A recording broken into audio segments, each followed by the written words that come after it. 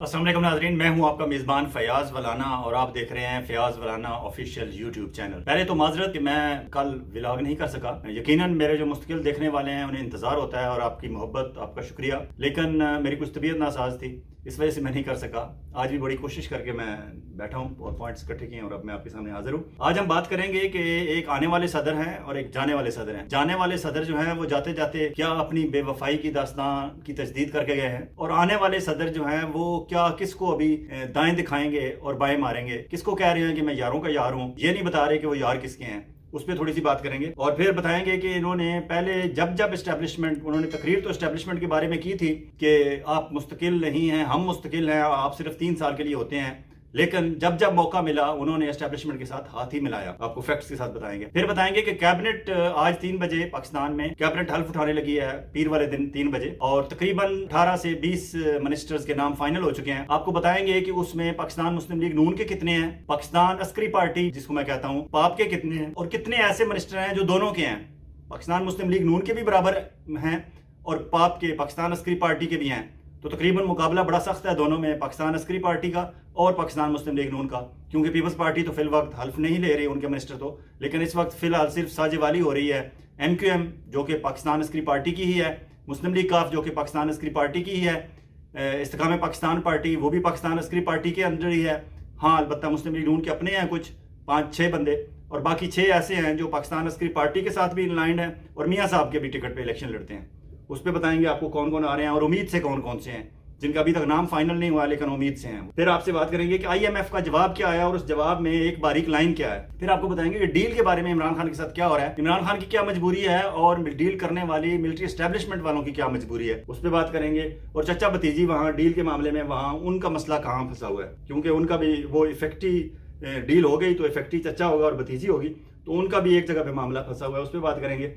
फिर आपको बताएंगे कि कमजोर हुकूमत शहबाज साहब की, उन्होंने एक कैसा क्या कारनामा किया है आते ही कि जिस पे उनकी पार्टी वाले सारे जो हैं वो सर छुपाए फिरते हैं। फिर आपको बताएंगे कि अमीन गंडापुर ने क्या ऐलान किया है और मरियम की एक्टिविटीज़ पे थोड़ी सी अगर टाइम मिला तो उस पर बात करेंगे। और फिर आपको बताएंगे कि इस झूठ की बुनियाद पर कायम मुस्लिम लीग नून की हुकूमत का ताज़ा तरीन आज का झूठ क्या है। जी हाँ, बात शुरू करते हैं जाने वाले सदर से। आरिफ अलवी साहब अपना 5 साल से भी उन्हें टेन्योर ज़्यादा मिल गया, क्योंकि दरमियान में वो केयर टेकर गवर्नमेंट आ गई थी तो उन्हें कंटिन्यू करने का कहा गया था, क्योंकि वो पिंडी वालों को उन्होंने खुश रखा हुआ था, इसलिए उन्हें एक्सटेंड कर दिया गया था उनका टेन्योर। तो वो तकरीबन 5 साल से भी ज़्यादा अरसा गुजार के चले गए हैं, लेकिन जो ही वो ईवान सदर से बाहर निकले हैं उन्हें एहसास हुआ है कि मैं तो ना घर का रहा ना घाट का रहा, मैं पहले PTI के खिलाफ कुछ नहीं कर सका, उनके हक में कुछ नहीं कर सका, और उनके खिलाफ ही खामोशी से मिलिट्री एस्टेब्लिशमेंट की मैं हमायत करता रहा। तो अब बाहर जाऊंगा तो मैं किधर जाऊंगा, मेरा तो घर ही कोई नहीं है, मेरा घर तो PTI थी, इमरान खान था और तहरीक इंसाफ थी, अब मुझे तहरीक इंसाफ वाले मेरे खिलाफ बोल रहे हैं। तो फिर उन्होंने फौरी एक प्रेस कॉन्फ्रेंस की। मैं रिपोर्टर्स को नहीं देख सका कि वो इस्लामाबाद के रिपोर्टर्स थे या कराची के, लेकिन उन्होंने एक प्रेस कॉन्फ्रेंस की। उस प्रेस कॉन्फ्रेंस में वो मौसूफ क्या फरमाते हैं, लेकिन आरिफ अलवी साहब का जो सामने एक स्ट्रक्चर सामने आता है उससे हमें साबिक 2 सदूर जो पाकिस्तान के हैं, एक चौधरी फजल इलाही साहब जो भुट्टो दौर में थे और 70s में थे, और उनके बारे में मशहूर था कि वो इंतहाई कमज़ोर प्रेसिडेंट थे पाकिस्तान के।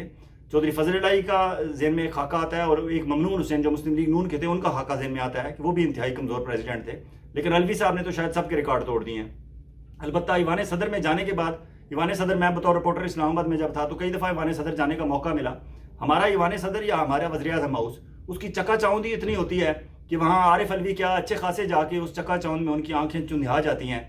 और यही हुआ आरिफ अलवी और समीना अलवी उनकी मिसेज के साथ कि वो प्रेसिडेंट हाउस का जो उन्हें वो जो चकाचौंध थी, और वहाँ जो इस्तादा बिल्कुल दीवारों के से जब आप गुजर के जाते हैं मेन डोर से अंदर मुख्तलिफ हॉल्स में या मुख्तलिफ कॉरिडोर्स में, तो दोनों तरफ वो बिल्कुल बाकायदा वो कुल्ले पहन के और शेरवानियाँ पहन के ऑफ वाइट कलर की खड़े होते हैं वो खिदमतगार दोनों तरफ दीवार के साथ चिपक के, और वो आंख तक नहीं चिपकते, और आप दरमियान में से आराम से जा रहे हैं खरामा वो चकाचौंध, फिर वहाँ लाइटें कुमकुमे, फिर आगे स्टाफ आपकी एक एक चीज़ का ख्याल रखने वाला।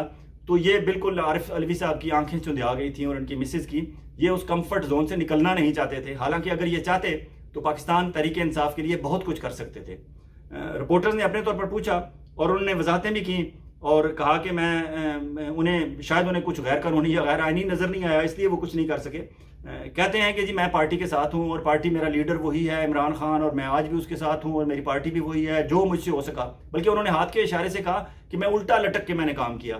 اب پتہ نہیں وہ کہاں الٹے لٹکے رہے ہیں، قوم کو تو نظر نہیں آیا اور پی ٹی آئی والوں کو تو بالکل ہی نظر نہیں آیا کہ ایوان صدر میں آپ کا بندہ بیٹھا ہوا ہے، آپ کا منتخب کردہ، آپ کے ووٹوں سے منتخب کردہ، اور وہ موصوف یہ کہہ رہے ہیں کہ یہ جو دستخط ہو گئے ہیں میری ایبسنس میں عمرے پہ گیا تھا. پہلے تو آپ سے پوچھا جائے اس کروشل ٹائم میں آپ کو عمرے پہ بھیجا کس نے تھا؟ آپ ملٹری اسٹیبلشمنٹ والوں کے کہنے پہ عمرے پہ گئے تھے؟ اس سے پہلے 4-5 سال آپ نے عمرے نہیں کیے تھے؟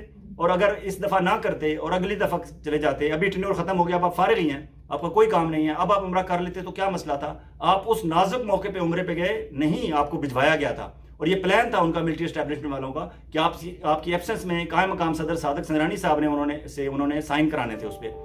تو انہوں نے سائن کرائے اور آپ نے واپس آ کے اس پہ مزید آپ نے کمال یہ کیا کہ آپ نے کہا جی کہ میری ایبسنس میں یہ سائن ہو گئے ہیں، میں اس سے اگری نہیں کرتا، لیکن اب اس کی وجہ سے، کیونکہ وہ 9 مئی کے جو لوگ پکڑے ہوئے تھے ان کے بارے میں معاملہ تھا کہ ان کے کیسز ملٹری کورٹ میں ٹرائل کیے جائیں، کہ ان کے جن کو سزائیں ہوں گی اب ان سے میں شرمندہ ہوں، میں ان سے معافی مانگتا ہوں.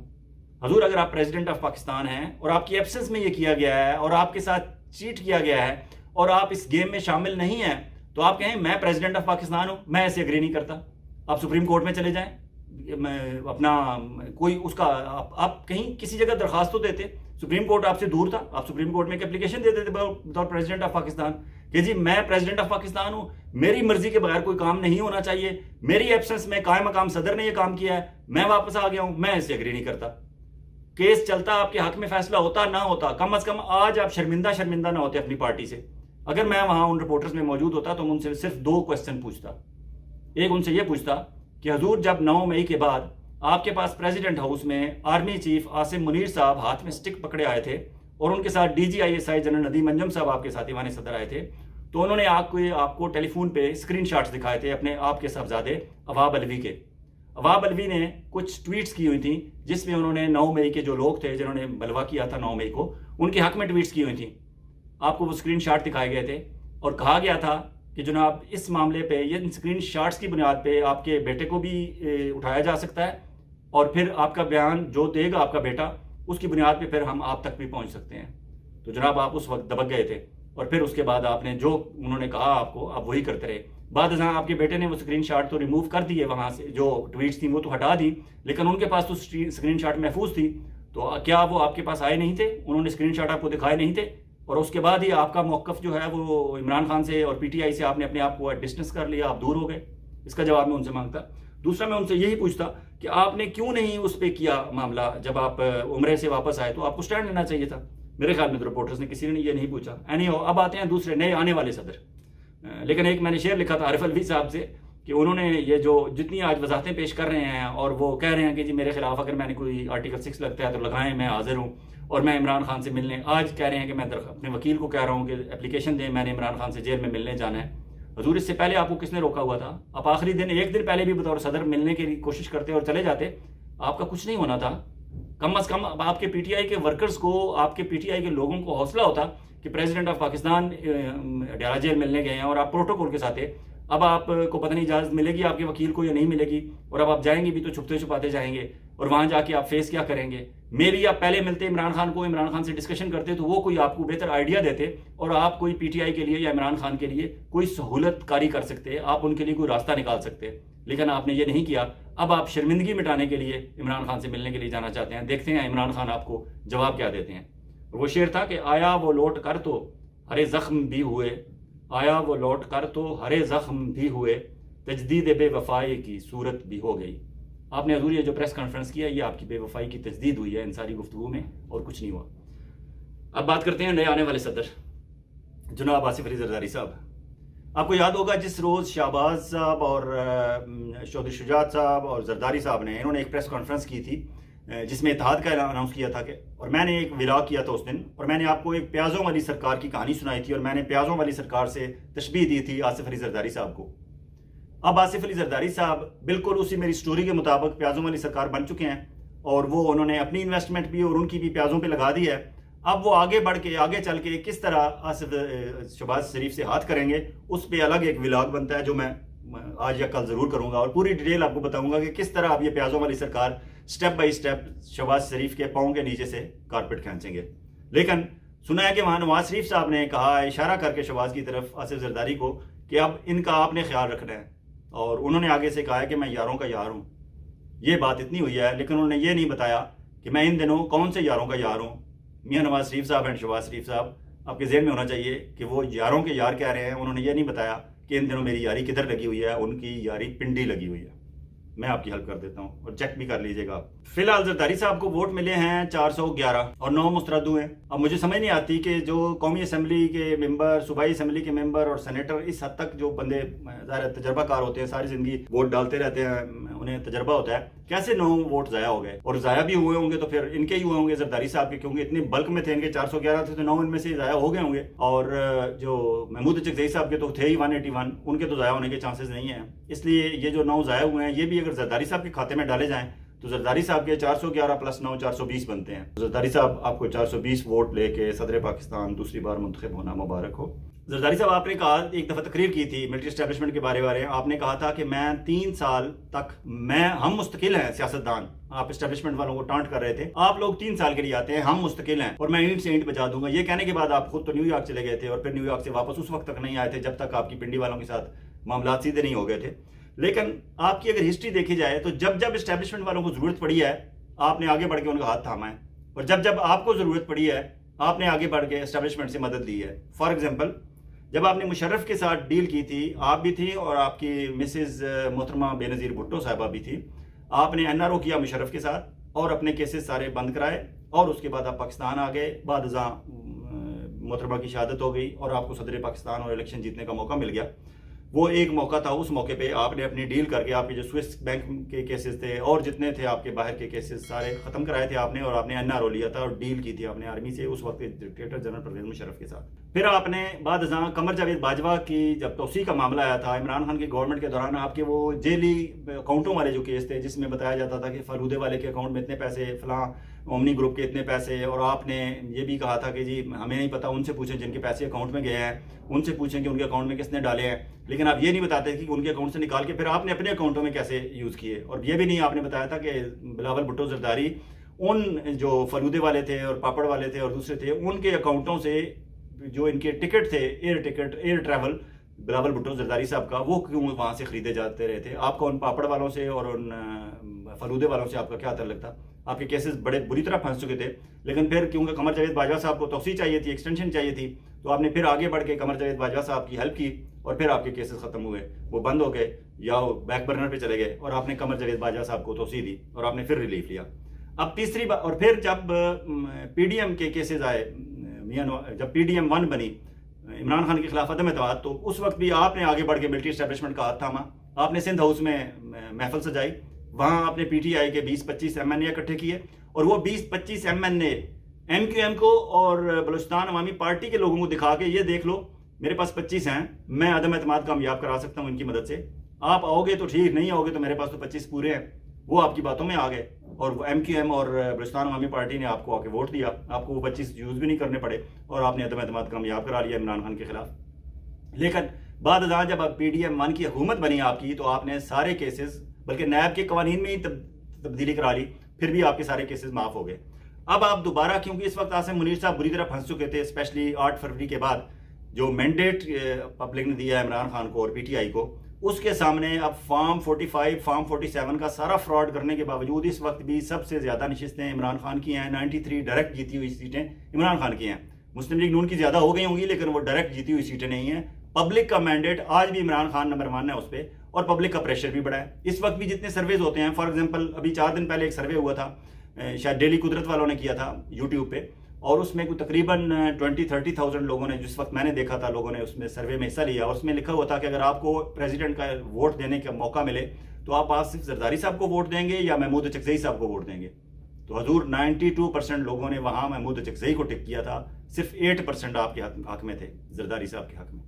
تو اس وقت عاصم منیر صاحب بری طرح پھنسے ہوئے ہیں, مینڈیٹ کا پریشر ہے, پھر KPK کی گورنمنٹ ہے, پھر یہ فارم 45-47 والا معاملہ ہے, پھر IMF کا معاملہ ہے. یہ سارے معاملات میں اب عاصم منیر صاحب پھنسے ہوئے ہیں. تو آپ نے پھر ایک دفعہ اپنی خدمات پیش کی ہیں اور آپ نے یہ سارا سلسلہ کیا ہے اور اب آپ کو صدر پاکستان بنا دیا گیا اور اب آپ کو اگلے 5 سال جو ہے ہر قسم کا استثناء حاصل ہے. اب آپ کے خلاف نہ کوئی کیسز کھل سکتے ہیں، نہ اگر پہلے کوئی موجود رہ بھی گئے ہیں تو وہ چل نہیں سکتے، نئے بن نہیں سکتے. اب آپ 5 سال آرام سے عیاشی کریں گے.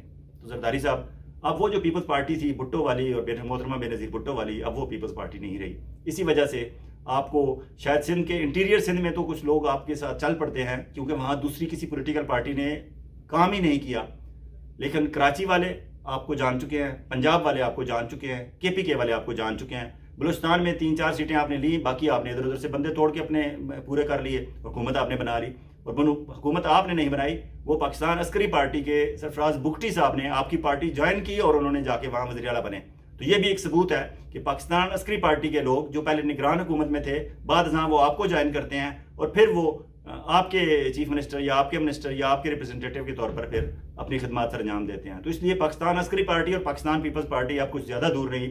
زرداری صاحب، آپ کو یہ نیا سیاسی جو آپ نے ایک موڑ لیا ہے، نئے سیاسی یو ٹرن کہیں یا سیاسی موڑ پہ آپ مڑے ہیں، آپ کو یہ مبارک ہو، لیکن یہ کچھ زیادہ عرصہ چلنے والا نہیں. لیکن آپ ایک اور گیم پہ ہیں، اس گیم کے لیے مجھے الگ ایک ولاگ کرنا پڑے گا، میں جلد کروں گا، اس میں میں بتاؤں گا کہ آپ چاہتے کیا ہیں. اینی ہو، آگے چلتے ہیں جی کہ کیبنٹ وفاقی کابینہ آج پیر والے دن 3 بجے حلف اٹھا لے گی. اب تک کی اطلاعات یہ ہے تقریباً 18 سے 20 لوگ جو ہیں فائنل ہو چکے ہیں، لیکن اس میں 3 گروپ جو لوگ نام سامنے آئے ہیں ان میں 3 گروپ ہیں. ایک مسلم لیگ نون کے اپنے بندے جو میاں نواز شریف ہیں، شہباز شریف صاحب اور مریم نواز اور حمزہ شہباز، ان لوگوں کے پورے شریف فیملی کے، شریف خاندان کے ذاتی غلاموں میں آپ سمجھیں یا ذاتی وفاداروں میں سمجھیں یا ان کی ریکمنڈیشن پہ جو لوگ آ رہے ہیں، تقریباً 6 لوگ ہیں جو ڈائریکٹ ان کے ہیں. پھر کچھ لوگ ایسے ہیں جو آپ کے ساتھ بھی ہیں، بظاہر مسلم لیگ نون کے ساتھ ہیں، لیکن وہ پاکستان عسکری پارٹی کے ہیں، بیسیکلی ملٹری اسٹیبلشمنٹ کے ہیں. تقریباً 5 سے 6 لوگ وہ ہیں. اور پھر تقریباً 9 لوگ ایسے ہیں جو ڈائریکٹلی پاکستان عسکری پارٹی کے ملٹری والوں کے ہیں. میں نام بتاتا ہوں آپ کو.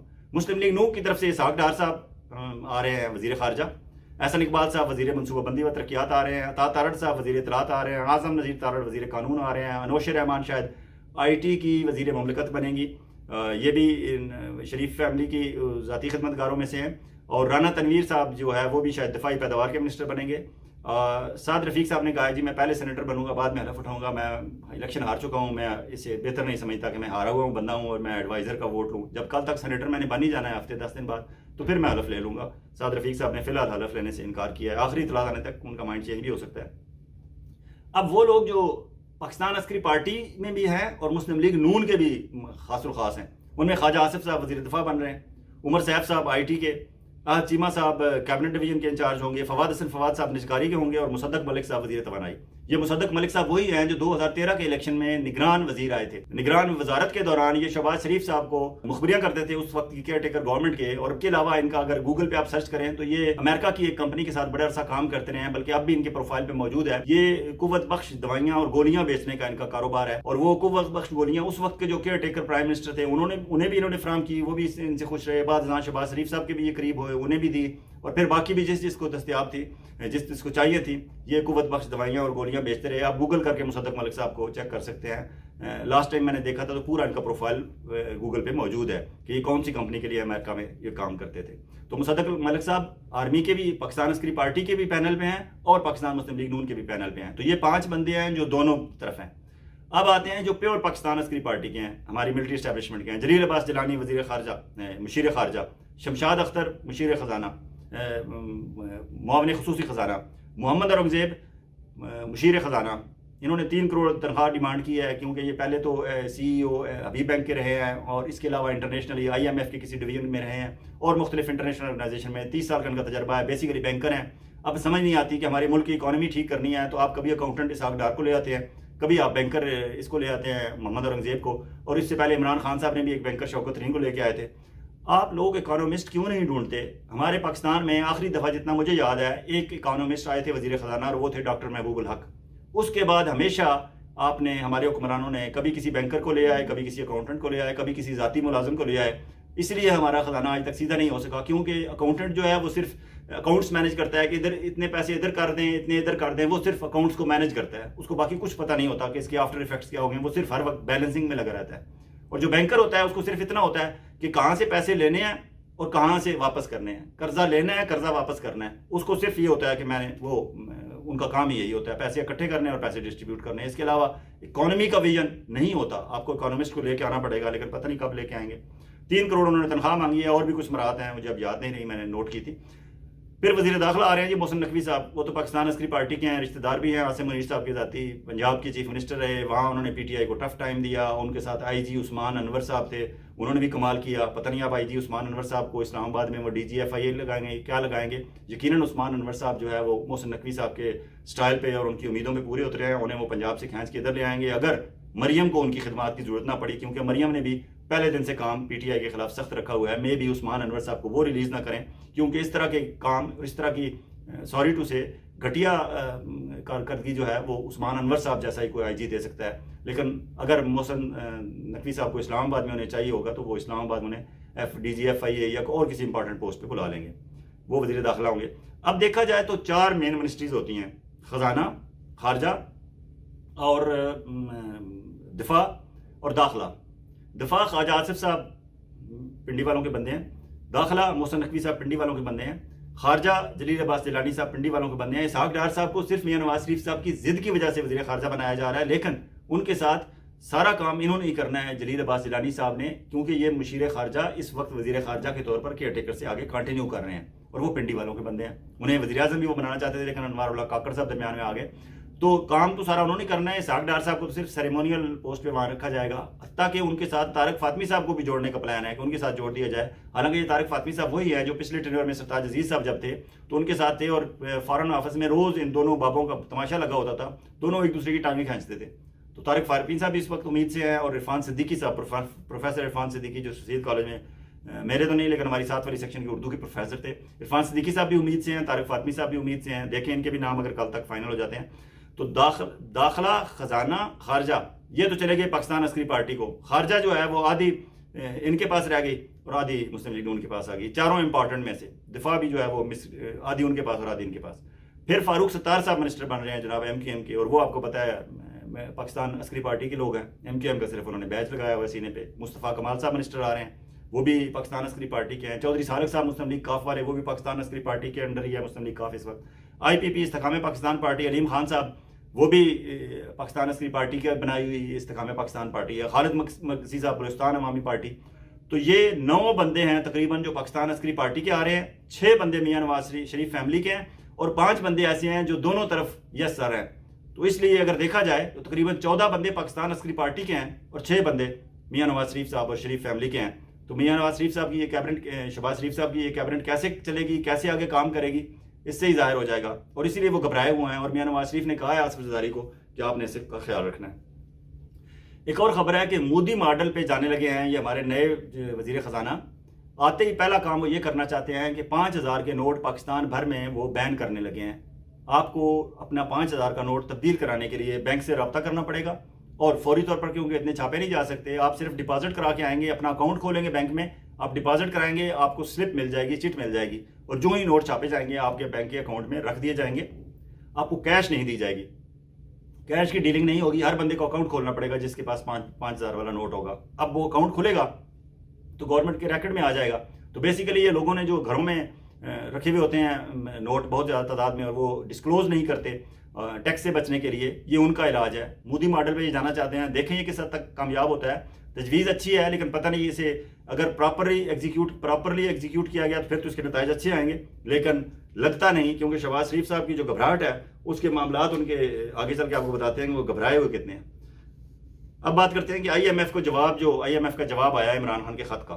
انہوں نے لکھا ہے کہ ہم سیاسی معاملات میں تو بات نہیں کر سکتے، تاہم معاشی استحکام اور ترقی کے لیے ادارہ جاتی ماحول کی اہمیت کو دیکھتے ہوئے ہم انتخابی تنازعات کے منصفانہ اور پرامن حل کی حوصلہ افزائی کرتے ہیں.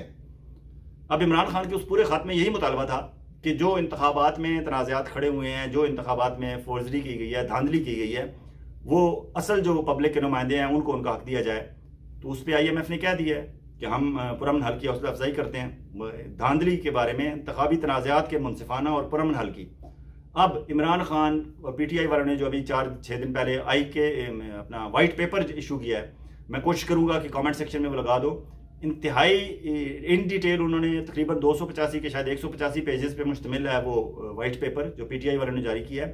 اس میں پوری ڈیٹیل ہے کہ دھاندلی الیکشن اناؤنس ہونے سے لے کر بلکہ اس سے بھی پہلے سے لے کر اب الیکشن 9 فروری کو اناؤنس ہونے کے بعد اور اس کے بعد پھر ابھی انتخابی عہدیداریوں کے معاملے میں کہاں کس طرح دھاندلی ہوئی پی ٹی آئی کے ساتھ اور پی ٹی آئی کے امیدواروں کے ساتھ.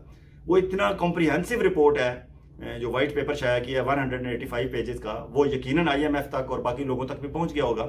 تو اگر کوئی اسے ڈیٹیل میں پڑھے گا تو یقیناً وہ مطالبہ کریں گے شہباز شریف گورنمنٹ کو کہ حضور اس کا کچھ کریں. یہ اگر پاکستان میں لوگ عدم اطمینان اور غیر یقینی کی صورتحال سے دوچار ہیں تو اس کی وجہ ہے یہ 185 پیجز جو ہیں یہ چیخ کر کہہ رہے ہیں, اور ساتھ انہوں نے سارے لنکس لگائے ہیں, ثبوت لگائے ہیں. آپ بھی دیکھیے گا, میں کامنٹ سیکشن میں لگا دوں گا, آپ کو اندازہ ہوگا. آگے بات کرتے ہیں کہ عمران خان کے ساتھ ڈیل. میرے خیال میں تو بیک اینڈ پہ باتیں ہو رہی ہیں, اور باتیں کیوں نہ ہوں. ایک عمران خان ڈیل کیوں نہ کرے اور دوسرا ملٹری والے ڈیل کیوں نہ کریں. پہلے ملٹری والوں کی مجبوری دیکھ لیتے ہیں. ملٹری والوں کی مجبوری یہ ہے کہ ملٹری والوں نے سارا زور لگا کے دیکھ لیا. ملٹری والوں نے پہلی دفعہ شکست انہیں باقاعدہ ہوئی ہے, وہ تسلیم کریں آن ریکارڈ آ کے یا نہیں, کبھی بھی نہیں کریں گے, لیکن اپنے طور پر جو ان کی میٹنگ ہوتی ہیں اس میں وہی تسلیم کرتے ہیں. ملٹری اسٹیبلشمنٹ والوں کا سیاست دانوں سے پاکستان میں جب ان کی مٹ بھیڑ ہوئی وہ جیتے. پہلی دفعہ ضیاء الحق کے ساتھ جب ان کا پیپلز پارٹی کے ساتھ ان کی مسئلہ بنا تو ضیاء الحق کے مارشل لا کے دوران پیپلز پارٹی والوں نے الیکشن سے بائیکاٹ کر دیا. وہ الیکشن انہوں نے لڑے نہیں. تو ان میں اس وقت پیپلز پارٹی والوں لوگوں نے بہت قربانیاں دیں. ہم انہیں سلیوٹ پیش کرتے ہیں جنہوں نے قربانیاں دی, لیکن ان میں اتنی ہمت نہیں تھی کہ وہ ضیاء الحق کا مقابلہ کرتے اور انتخابی میدان میں اترتے. انہوں نے بائیکاٹ کر دیا تھا. بعد ازاں وہ آج تک کہتے رہے ہیں کہ ہمیں بائیکاٹ نہیں کرنا چاہیے تھا 85 کے الیکشن کا. یعنی دوسری دفعہ مشرف کے ساتھ جب نواز شریف صاحب کا مسئلہ بنا تو اس وقت بھی اپنا مسلم لیگ نون والوں نے الیکشن تو لڑا, لیکن وہ مشکل 16 سے 18 سیٹیں جیت سکے تھے. اس سے زیادہ وہ آگے نہیں بڑھ سکے تھے. ہتھ کنڈے سارے ملٹری اسٹیبلشمنٹ والوں کے اس وقت بھی وہی تھے, پھر دوسری دفعہ مشرف کے وقت بھی وہی تھے, اور اب عاصم منیر صاحب کے ساتھ پی ٹی آئی کا جب مسئلہ بنا ہے, ان کے سینگ پھنسے ہیں, تو عاصم منیر صاحب نے اور D G I S I Nadeem Anjum Sahib نے اور chief election commissioner Raja Sikandar Sultan Sahib نے اور چیف جسٹس آف پاکستان قاضی فائز عیسیٰ صاحب نے, چاروں نے مل کے کوئی کسر نہیں چھوڑی. پچھلے سارے ریکارڈ توڑے ہیں انہوں نے زیادتی کے پی ٹی آئی کے ساتھ. اس دفعہ پی ٹی آئی تمام تر زیادتی کے باوجود, ان کا انتخابی نشان بھی نہیں تھا, ان کے لوگوں کو سے کاغذات نامزدگی چھینے جا رہے تھے, لوگوں کو پکڑا جا رہا تھا, لوگ ان کے جو تصدیق کنندہ اور تجویز کنندہ ہوتے تھے ان کو اٹھا لیا جاتا تھا. ساری مشکلات سے گزرنے کے باوجود اس وقت بھی 93 سیٹیں ڈائریکٹ الیکشن میں پی ٹی آئی والے جیت کے آئے ہیں اور نمبر 1 پولیٹیکل پارٹی ہے. تو اب اس صورتحال میں, اور پھر پریشر بھی انہوں نے مسلسل رکھا ہوا ہے انٹرنیشنلی بھی اور لوکلی بھی اور سوشل میڈیا پہ, اور پھر اوورسیز پاکستانی جو 1 کروڑ اوورسیز پاکستانی ہیں انہوں نے بھی پریشر رکھا ہوا ہے. پھر امریکن کانگریس کے جو 40-45 لوگوں نے سائن کر کے لیٹر لکھا ہے جو بائیڈن کو, اور ہر جگہ سے الجزیرہ نے جو رپورٹ دی ہے, جتنی انٹرنیشنل میڈیا سے رپورٹس آ رہی ہیں وہ ساری ان کے خلاف آ رہی ہیں. تو اب وہ کیوں نہ ڈیل کریں عمران خان کے ساتھ. ملٹری اسٹیبلشمنٹ ہماری بری طرح پھنسی ہوئی ہے اس پبلک پریشر کے سامنے, اور پبلک نے اگر یہ پریشر برقرار رکھا تو یقیناً انہوں نے ڈیل کرنی پڑے گی, اور وہ ڈیل کر رہے ہیں. بات چیت چل رہی ہے. میری اطلاع کے مطابق عمران خان کو کہا گیا ہے کہ آپ بنی گالا چلے جائیں. عمران خان نے کہا ہے نہیں, میں نے زمان پارک جانا ہے. اب زمان پارک اور بنی گالا کے درمیان, چچا اور بھتیجی کے درمیان مسئلہ بنا ہوا ہے. چچا کہتے ہیں کہ یہ لاہور زمان پارک چلا جائے, میرے سر سے بلا ٹل جائے بنی گالا والی, کیونکہ یہاں ہوں گے تو روز یہاں اکٹھے ہوں گے اور میں کس طرح ہینڈل کروں گا, اور محسن نقوی بھی میرے کنٹرول میں نہیں ہوں گے, وہ تو پنڈی والوں کے کنٹرول میں ہوں گے, تو میرے لیے روزانہ شرمندگی ہوگی. بھتیجی کہتی ہے کہ زمان پارک اگر آئے گا عمران خان تو پھر میں تو پنجاب پولیس کو اسی طرح اسے استعمال کروں گی جس طرح میں کرنا چاہتی ہوں, اور میں تو ٹف ٹائم دوں گی ان کے. لیکن ملٹری اسٹیبلشمنٹ والے کہتے ہیں کہ نہیں, ہم جو کہیں گے جتنا ٹف ٹائم دینا ہوگا ہم آپ کو بتائیں گے, آپ اپنی مرضی نہیں کر سکیں گے. لیکن انہوں نے بلند و بلند دعوے کیے ہوئے ہیں مریم نواز نے, اور ان کی کوئی اپنی طبیعت بھی ایسی ہے, انتقامی منتقم مزاج قسم کی ہیں. تو یہ اب مسئلہ بنا ہوا ہے کہ بنی گالا یا زمان پارک. شاید 2-4 ہفتوں میں یہ فیصلہ ہو جائے اور الٹیمیٹلی عمران خان کو باہر نکالنا پڑے گا انہیں. اور عمران خان بھی کیوں نہ کرے, کیونکہ عمران خان کو کے پی کے میں گورنمنٹ ان کی بن گئی ہے, امین گنڈاپور کی. اب اس گورنمنٹ کو بھی انہوں نے سموتھلی چلانے کی کوشش کرنی ہے اور چلانا چاہیے انہیں. اور فیڈرل میں جتنے ان کے کیسز ہیں ان کیسز پہ بھی انہوں نے توجہ کرنی چاہیے. لیکن یہ کیسز پہ توجہ تب ہوگی اور کے پی کے کی گورنمنٹ ان کی سموتھلی اس وقت چلے گی جب یہ آرام سے کسی بیٹھ کے سکون سے گھر پہنچ کے, جیل سے نکل کے گھر پہنچ کے آرام سے بیٹھ کے اپنی پولیٹیکل لیڈرشپ کے ساتھ, اپنی پارٹی کی لیڈرشپ کے ساتھ بیٹھیں گے اور پلان کریں گے. اس افراتفری میں جو عمران خان سے مل کے آتا ہے, عمران خان اندر جو بات کرتا ہے پوری بات نہیں بتائی جاتی, جو عمران خان نہیں کرتا اس کے ساتھ کچھ اور ایڈ کر کے بتا دیا جاتا ہے. پھر اسی صورت میں بیرسٹر گوہر, اسد کیسر, شیر افضل مروت, علی ظفر, ہر بندہ اپنا اپنا بیان دے رہا ہے. بابر امان ایک دفعہ کہ وہ انہوں نے اپنا موقف آ کے دیا، باقی لوگ لطیف خوسا اپنا جذباتی انداز میں بیان دیتے ہیں، تو اصل بات لوگوں تک پہنچ ہی نہیں رہی۔ عمران خان اگر خود باہر آ گئے تو مے بھی وہ ایک بہتر طریقے سے کوئی اسٹریٹجائز کریں گے چیزوں کو، اور تھوڑا سا گورنمنٹ ہماری ملٹری اسٹیبلشمنٹ یہ بھی چاہتی ہے کہ کانفیڈنس بلڈنگ میجرز کیے جائیں، تھوڑا سا ٹمپریچر نیچے لایا جائے، کیونکہ فیڈرل گورنمنٹ نے اگر IMF کے پاس جانا ہے، حکومت تو ان کی بن گئی ہے جیسی بھی بنی ہے، الیکشن ٹریبونل میں کیسز اگر عمران خان نے بھی کرنے ہیں PTI والوں نے بھی، تو تھوڑا سا ٹمپریچر نیچے لانا پڑے گا، تو اس کے لیے شاید یہ ڈیل فائنل سٹیجز میں ہے، پتہ نہیں کب یہ ہوتی ہے فائنل، لیکن ہوگی ضرور۔ یعنی آگے آپ کو بتائیں گے شہباز شریف صاحب نے کیا کارنامہ کیا ہے۔ شہباز شریف صاحب نے کارنامہ یہ کیا ہے کہ عاصم منیر صاحب chief of army staff prime minister house انہیں ملنے گئے ہیں، شہباز شریف صاحب باہر نکل کے انہوں نے انہیں وہاں سے ریسیو کیا ہے، اور اس سے پہلے کہ عاصم منیر صاحب سلوٹ کرتے، شہباز شریف صاحب نے سلوٹ ٹھوک دیا۔ بتانے والے بتاتے ہیں کہ شہباز شریف صاحب نے فوجی انداز میں سلوٹ کیا اور عاصم منیر صاحب انتہائی شرمندہ ہو گئے اور جوابی طور پر انہوں نے سلوٹ کیا، حالانکہ آج تک کسی پرائم منسٹر نے، اور اسپیشلی اگر وہ الیکٹڈ چاہے جیسے بھی فارم 45 سے آئے ہیں 47 سے آئے ہیں، آپ کے نام پہ تو الیکٹڈ لگا ہوا ہے نا، آپ تھوڑا سا صبر کر لیتے۔ چیف آف آرمی سٹاف 22ویں گریڈ کے آپ کے ملازم ہیں اور آپ کے انڈر ہیں، انہوں نے سلوٹ کرنا تھا اور آپ نے جواب میں ہاتھ ہلانا تھا یا جو بھی آپ کرتے، لیکن اس سے پہلے کہ عاصم منیر سلوٹ کرتے شہباز شریف صاحب نے سلوٹ ٹھوک دیا۔ تو اس سے ظاہر ہوتا ہے کہ وہ کس حد تک خدمت گار ہیں، اور کس حد تک ان پہ جو الزام لگتا ہے کہ انہوں نے ہر وقت برش ہاتھ میں رکھا ہوتا ہے، چیری پلاسم کی ڈبی ان کی جیب میں ہوتی ہے، وہ ہر وقت بوٹ پالش کے لیے کرنے کے لیے تیار ہوتے ہیں۔ سوری ٹو سے شہباز شریف صاحب، آپ سے مسلسل مایوسی ہو رہی ہے آپ کی حرکتوں سے، ایک دفعہ پھر آپ نے اپنے ووٹرز کو مایوس کیا۔ اور آگے چلتے ہیں مریم نواز پنجاب میں بہت ایکٹیو ہیں، بہت کام کر رہی ہیں، لیکن روزانہ ایک نیا لطیفہ بنتا ہے۔ مریم نواز کی ایکٹیویٹی پہ، ان کے لطیفوں پہ اس ولاگ میں کام نہیں ہوگا، ایک الگ مجھے ولاگ کرنا پڑے گا، اور یقیناً میں کروں گا اور آپ کو بتاؤں گا کہ اب تک مریم نواز کے جہاں جہاں ان کی ایکٹیویٹی ہوئی ہے اس میں کیا کیا لطیفے سرزد ہو چکے ہیں، اور مسلم لیگ نون کی کیا وہ واقعی اسی طرح ترجمانی کر رہی ہیں پنجاب میں جس طرح انہیں کرنی چاہیے، اور اس کا انہیں فائدہ نقصان کیا ہوگا۔ آگے آپ کو بتاتے ہیں جی، امین گنڈا پور صاحب نے KPK میں اناؤنس کیا ہے، انہوں نے کہا ہے ہم KPK کے سارے حلقے قومی اسمبلی کے اور صوبائی اسمبلی کے کھولنے کے لیے تیار ہیں، جس کسی کو کسی بھی حلقے پہ اعتراض ہے ہم الیکشن کمیشن کو کہیں گے کہ دیر نہ لگائیں، کھول لیں، جو بھی فیصلہ ہوگا ہمیں قبول ہوگا۔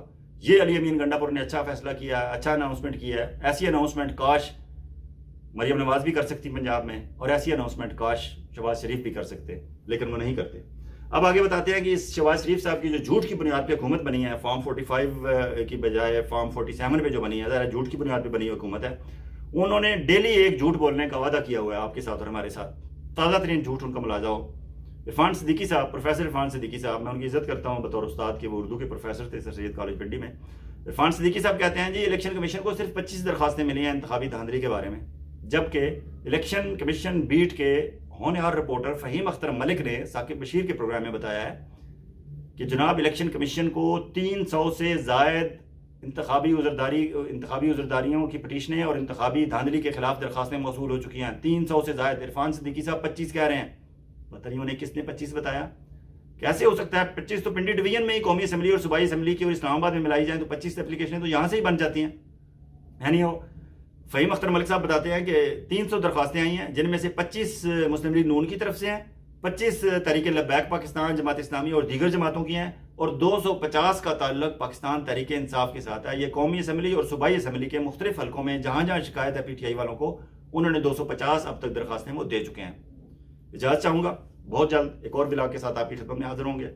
میں درخواست کرتا ہوں کہ اگر آپ نے ہمارا چینل اب تک سبسکرائب نہیں کیا اور آپ سمجھتے ہیں کہ ہم آپ کی بات کرتے ہیں، کیونکہ پاکستان میں جرنلسٹوں پہ بہت ساری قدغنیں ہیں، وہ بات نہیں کر سکتے، اگر بات کرتے ہیں تو ویگو ڈالا آ جاتا ہے۔ ہم اوورسیز پاکستانی جرنلسٹوں کا اس اہم موقع پہ فرض بنتا ہے، اور اس لیے میں نے یہ YouTube چینل شروع کیا ہے، اور آپ لوگوں کی محبت کہ آپ نے بہت مختصر وقت میں میرے ساتھ آپ جڑ گئے ہیں۔ اگر آپ سمجھتے ہیں کہ ہم پاکستان کے عام آدمی کی بات کرتے ہیں، کسی پولیٹیکل پارٹی کی بات نہیں کرتے، پاکستان کے عام آدمی کی بات کرتے ہیں، اور پاکستان کے عام آدمی کے جو تفکرات ہیں ان کا ذکر کرتے ہیں اپنے اس YouTube چینل پہ، تو پلیز اسے سبسکرائب کریں، اپنے دوستوں کے ساتھ شیئر کریں، اور کامنٹ سیکشن میں بتا دیں کہ آپ اور کن کن موضوعات پہ چاہتے ہیں کہ ہم بات کریں۔ اجازت چاہوں گا، خدا حافظ۔